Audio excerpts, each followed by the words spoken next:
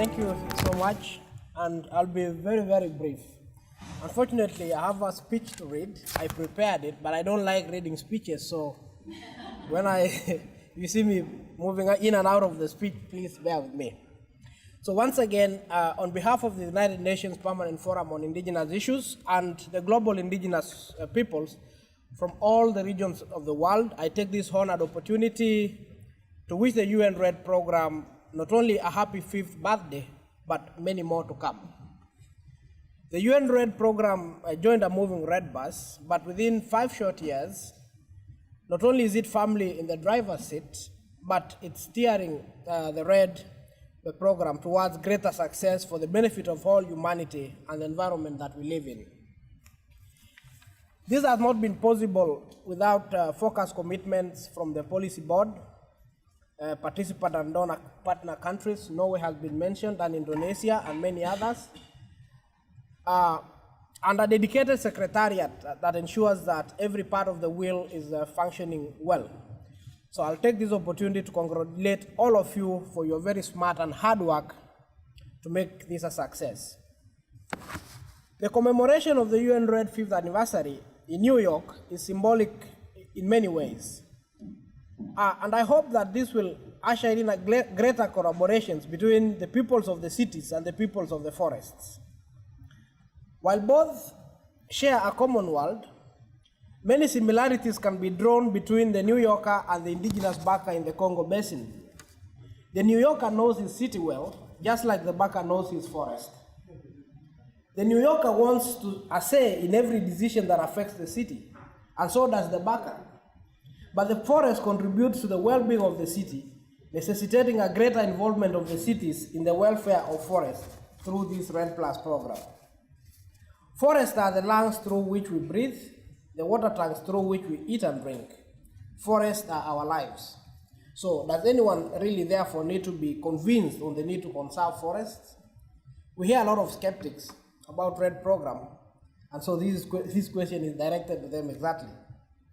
Sadly, the pursuit of greed, poverty of ideas, and corruption has seen humanity puncturing the lungs and the water tanks through massive deforestation and degradation of forests.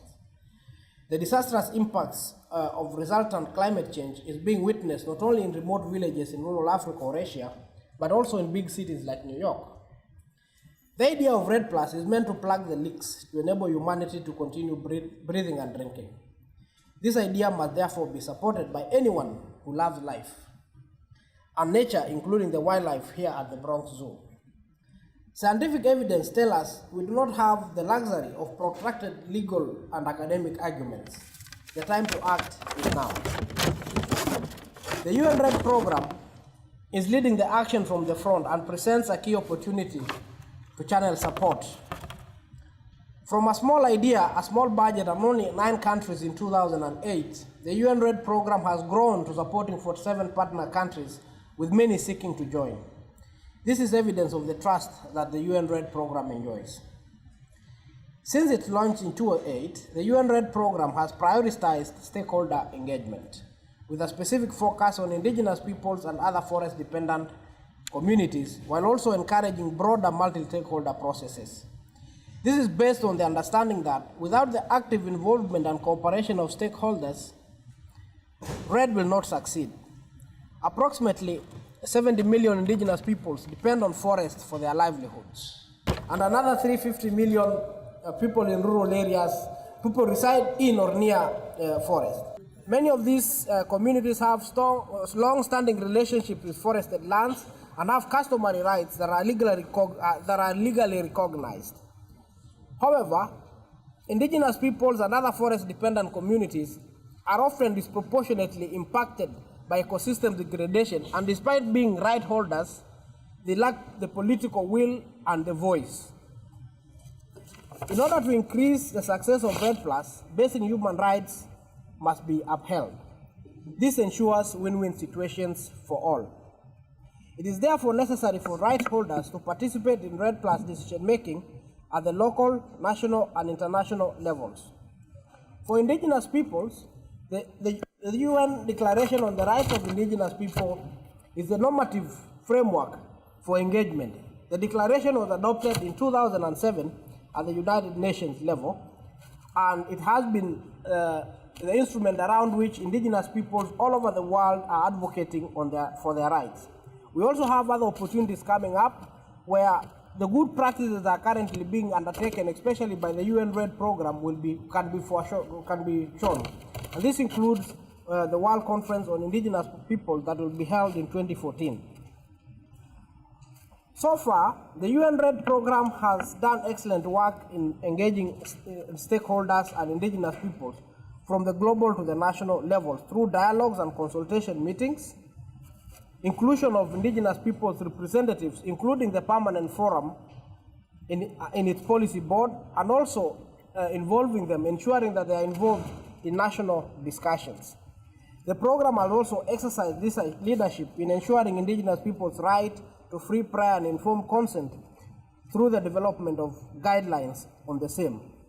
And I wish to say that in developing the guidelines, the UN REDD program sought for ideas and involvement from far and wide, not only the community that will be affected, but also with other NGOs and networks that are involved in the FPIC discussion, including the Community Climate and Biodiversity Alliance, for example.